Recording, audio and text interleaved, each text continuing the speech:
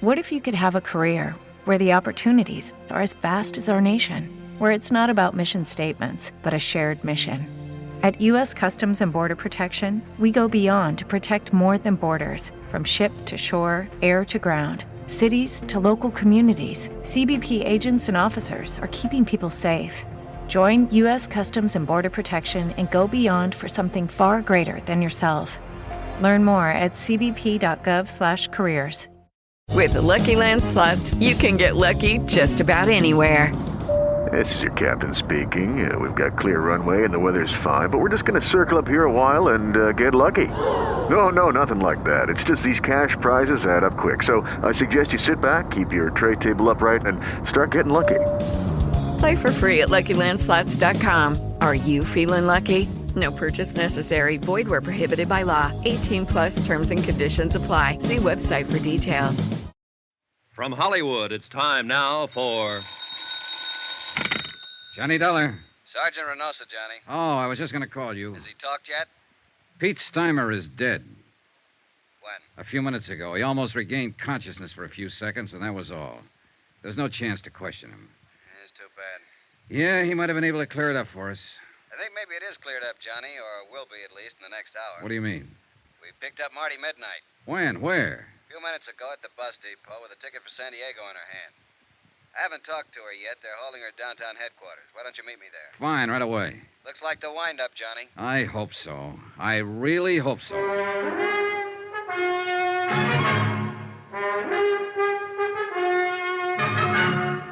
Tonight and every weekday night, Bob Bailey in the transcribed adventures of the man with the action-packed expense account, America's fabulous freelance insurance investigator. Yours truly, Johnny Dollar.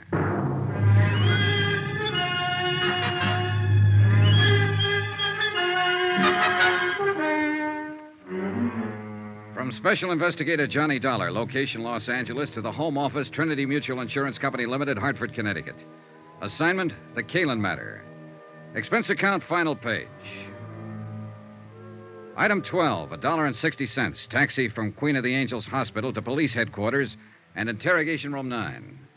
The police clerk showed me to the observation anteroom and left. I paused for a moment and looked in through the one-way mirror window. Sergeant Reynosa was already there, and the girl, Marty Midnight, sat facing him across a plain wooden table. He was glancing through the arrest file and apparently hadn't started to question her yet. She was younger than I'd expected, not over 22 or 23, and she was obviously scared. But her face was set and ready, sullen, defiant. I tapped on the door, and the jail matron let me in. Oh, come on in, Johnny. Take that chair, if you will. Thanks.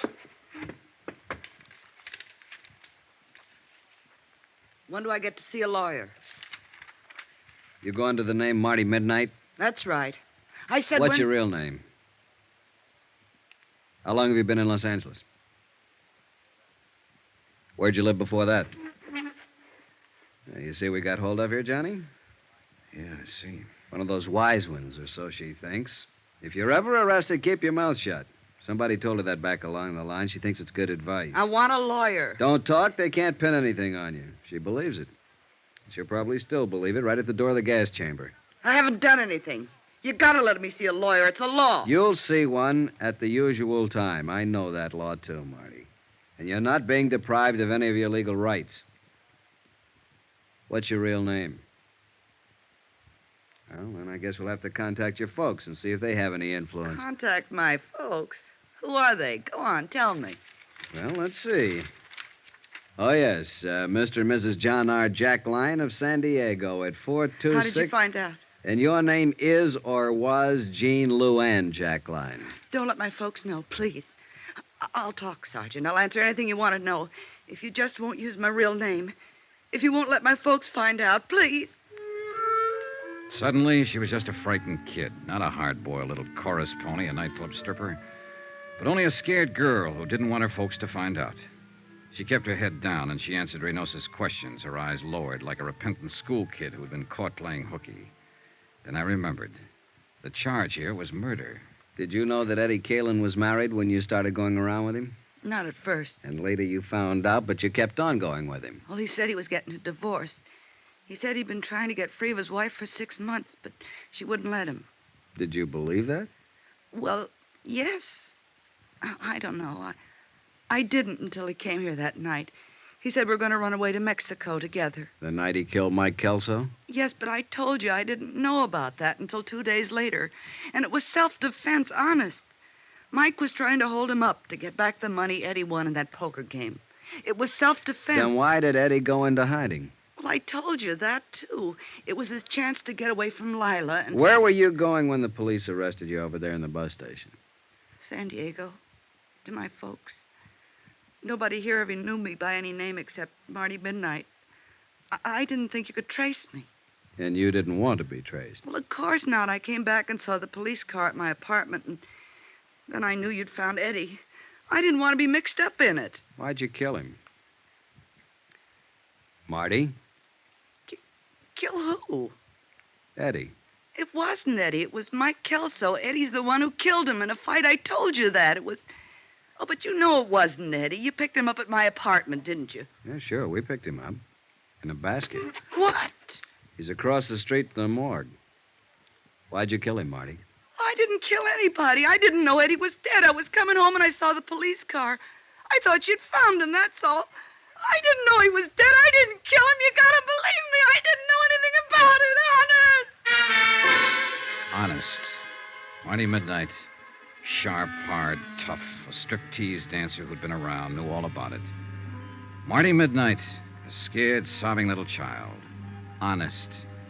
Cross my heart and hope to die. Well, maybe she would. I left a few minutes later, and Sergeant Reynoso walked out with me to get a breath of air. It was a cold, gloomy night with a gray dawn just ahead. 3 people were dead. And in the great stone building we walked out of, the machinery was grinding away, getting ready to take the life of a 4th one. Well, I guess I better get back inside, Johnny. You all right, Sergeant? The lab boys are making a paraffin test. You know, it's too bad. She's just a kid. Yeah. I was hoping it'd be Topo Leanley. That I'd love. He's long overdue. Well, he's still on the loose. It's a kid up there. You know it, and I know it. And anything else is just wishful thinking. That witness saw her leave, saw her wipe off the gun, throw it back into the apartment. Yeah, I know. Well... Where'll you be, Johnny? The hotel? Oh, not for a while. I'm going to stop by Lila Caylin's. At this time of night? Oh, she'll be waiting up. I promised her I'd see her and tell her what happened. She's, taken quite a beating out of this mess. Why do they do it, Johnny? Why do dames fall for a guy like Eddie Caylin? Philosophy? At this time of morning? I'll see you later. Expense account, item 13, $2.80. Taxi fare to the Argus Terrace Apartments to talk to the widow and beneficiary, Lila Caylin. Oh, Johnny, come on in. Thanks, Lila. I've been sitting in here in front of the fireplace all night long. I'd almost given you up. Well, a lot of things happen. Man, I'm really beat. Coffee or a drink? Coffee, I guess. Black. Is it all over now, Johnny? Well, it amounts to that. They've apparently got the killer. Who? That girl he was hiding out with, Marty Midnight. She's a striptease dancer. Why? Why did she do it? The money, I suppose. They haven't found it yet, but they will. Here's your coffee. Oh, thanks. I feel sorry for her. Maybe because I feel sorry for myself or anybody who ever got mixed up with Eddie. Why do we do it, Johnny? Why do we go blind when a guy like that comes along? I don't know. You tell me. I wish I knew. Maybe a girl I met yesterday evening had it tagged. She said she knew Eddie was always lying. But he made it sound so exciting. He did. I had 4 years of it. Never knowing when he'd walk out and not come back. Never knowing who he was with. Knowing only one thing for sure. That he was lying to me every hour of the day. Now that it's over, I wonder why I went through with it. But he did make it sound exciting. Well, the best thing you can do, Lila, as soon as it's cleared up. Well, who can that be? This Oh, it time? might be Sergeant Reynoso. I told him I'd be here. Hello? Oh, yes, just a moment. You were right. Thanks. Yeah. Hold on to your hat, Johnny. It's wide open again. What do you mean? That paraffin test. Negative. What? Marty Midnight hasn't fired a gun in the last 2 days. She was telling the truth, witness or no witness. So it looks like Topo Leanley's the boy. Sergeant, wait. Huh? What was Marty wearing when they picked her up at the bus depot? Why, well, the same thing she was when you saw her. Skirt and sweater. Did she have a coat on? Short jacket. What are you getting at?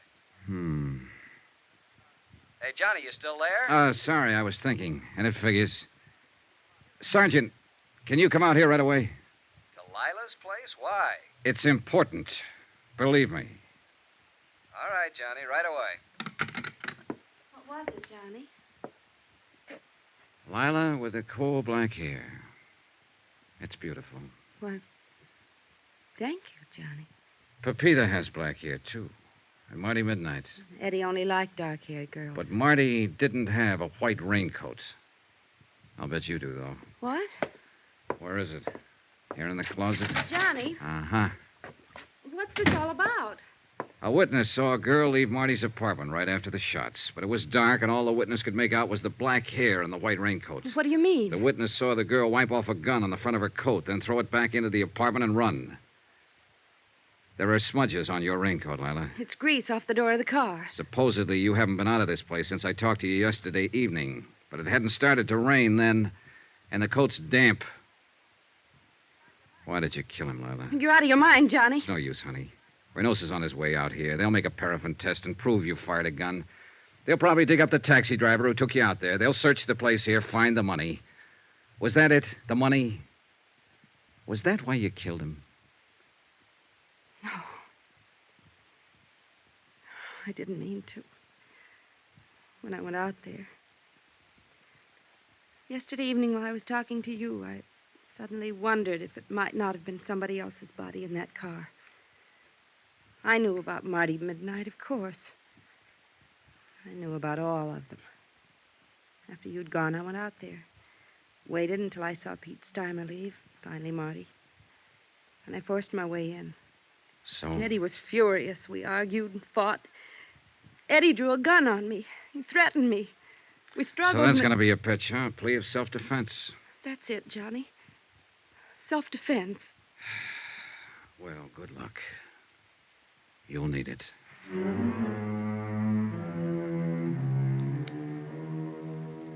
Expense account item 13, $263.35. Incidentals, etc., in Los Angeles and plane fare back to Hartford. Expense account total, $596.85. End of expense account. End of report. Remarks?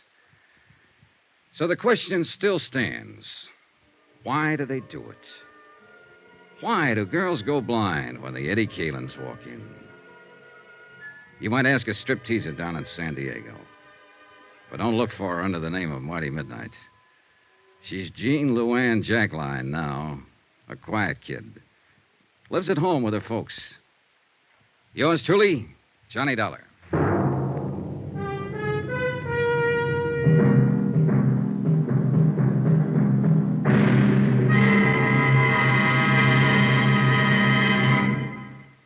Now, here's our star to tell you about next week's intriguing story.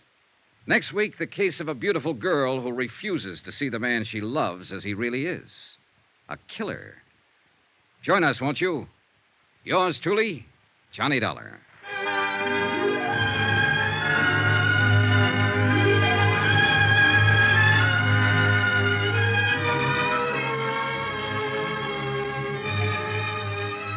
Yours truly, Johnny Dollar, starring Bob Bailey, is transcribed in Hollywood. Written by Les Crutchfield, it is produced and directed by Jack Johnstone. Heard in this week's cast were Virginia Gregg, Lucille Meredith, Alma Lawton, Gloria Blondell, Howard McNear, Harry Bartell, Peter Leeds, and Byron Kane. Musical supervision by Amerigo Marino. Be sure to join us on Monday night, same time and station, for another exciting story of yours truly, Johnny Dollar. This is Roy Rowan speaking.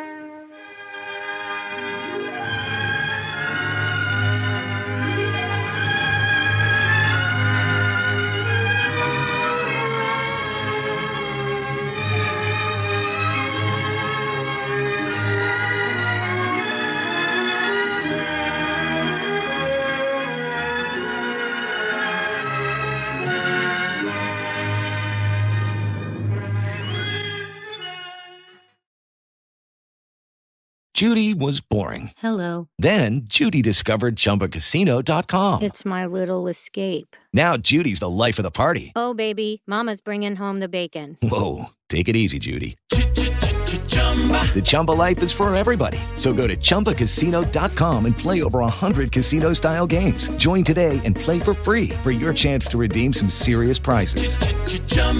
ChumbaCasino.com. No purchase necessary. Void where prohibited by law. 18 plus terms and conditions apply. See website for details.